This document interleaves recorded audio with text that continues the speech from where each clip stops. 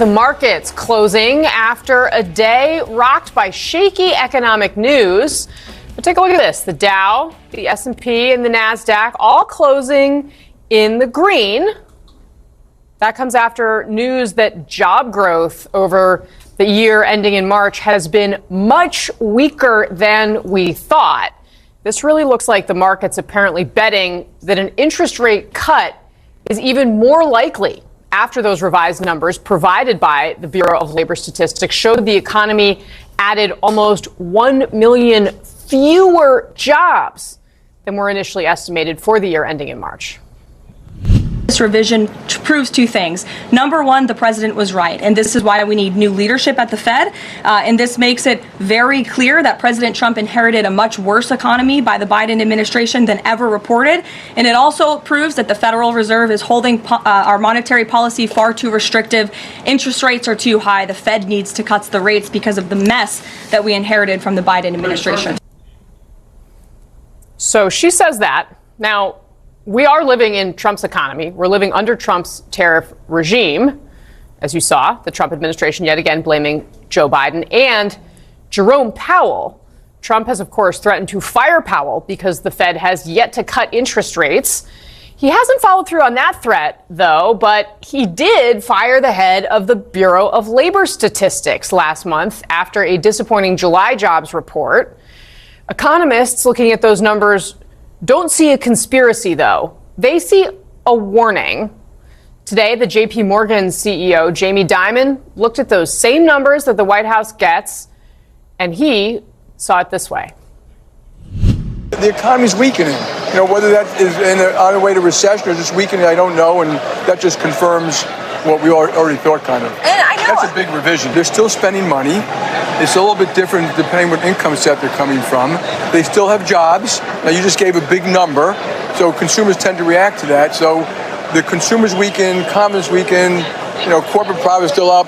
And there's a lot of different factors in the economy right now. It's hard to figure out what it all means. The United States, once the unshakable economic engine of the world, is now showing cracks. From slowing GDP growth to rising layoffs, signs point to a serious slowdown. At the same time, far across the Atlantic in Africa, a silent revolution is underway. Nations rich in critical minerals and strategic energy resources are rewriting supply chains, forging new alliances, and offering the world an alternative source of power. This video explores how America's crisis may be more than just internal. It could mark the beginning of a fundamental realignment of global economic power. As the U.S. stumbles, African nations are stepping onto the world stage with resources, leverage, and ambition. Growth slowdown and recession risks in mid-2025.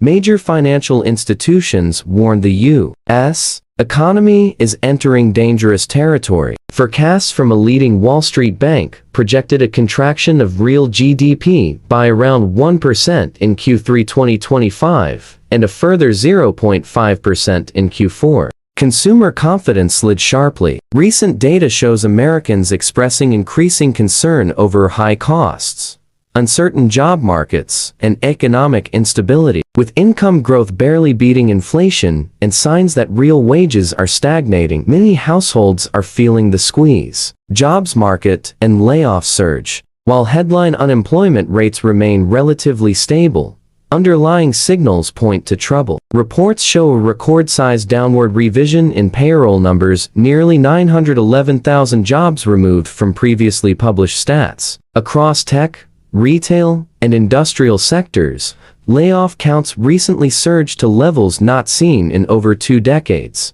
Companies are cutting costs. Hiring freezes and layoffs appear widespread. Confidence among workers and new job seekers is collapsing. Inflation, tariffs, and policy pressure compounding the crisis are rising costs and disruptive trade policies. Tariffs on imports, supply chain bottlenecks, and regulatory uncertainty are weighing heavily on manufacturing, consumer prices, and business investment. The result: a stagnant economy with inflated costs and fragile consumer purchasing power. For many Americans, the golden dream of stable growth and upward mobility is fraying. Meanwhile, in Africa, the story is very different. Africa's minerals are suddenly the world's most valuable assets. Recent analysis shows Africa holds a large share of the global reserves of critical minerals essential for the 21st century economy: lithium, cobalt, manganese, rare earth elements. The continent's mineral resources are now central to global supply chain planning.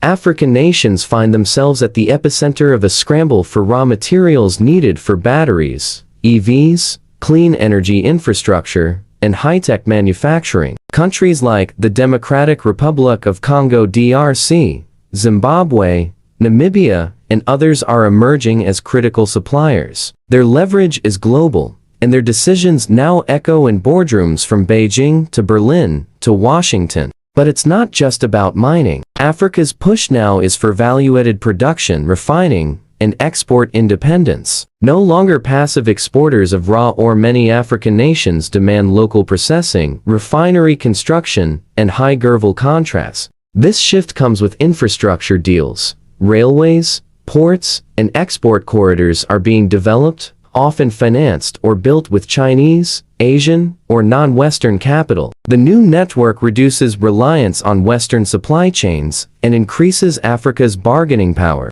American industries, technology, automotive, EVs, electronics, renewable energy are heavily dependent on minerals like cobalt, lithium, rare earths. As Africa begins to restrict raw exports and retool its supply chains, the U.S. faces serious input risk, with African producers demanding refined deals, local processing, and long-term contracts. The cost of access for Western firms will skyrocket. Uncertainty, supply delays, and increased leverage for Africa will become the new normal. With GDP faltering, labor markets weakening, and political instability increasing at home, the U.S. is ill-equipped for high supply chain costs. Inflation, corporate stress, and debt burdens are already high. Add a global scramble for minerals, and the result could be a systemic shock. Major U.S. companies may be forced to restructure supply lines, shift production abroad, or absorb massive cost increases at a time when consumer demand is shaky. Even more critically, U.S. foreign policy posture will be constrained. Dependency on external supply means Washington loses leverage. It cannot pressure or sanction African nations without risking disruption to its own supply chains and economy. This is a new form of economic power, not military dominance, but resource control. Imagine this scenario. It's late 2026. American automakers cannot source enough cobalt and lithium at competitive prices. Battery costs spike by 40%. Electric vehicle production slows. Stock prices slide. Tech companies that rely on rare earths for smartphone chips, servers, renewable energy infrastructure face component shortages and design delays. Consumer tech becomes expensive or halts. European and American governments scramble to secure materials. Imports shift rapidly to Asia, but demand exceeds supply. Prices surge. Inflation returns with vengeance. The green transition stalls. Renewable energy projects slow. Inflation bites hard. By early 2027, global commodity markets collapse under pressure. In that world, the countries that secured their supply chains early, many African nations, emerge as dominant players. Those who relied on the old order, like the U.S. and EU, scramble to renegotiate, adapt, or collapse. This isn't a distant hypothetical war for resources. It's happening now. African minerals are increasing in global importance every month.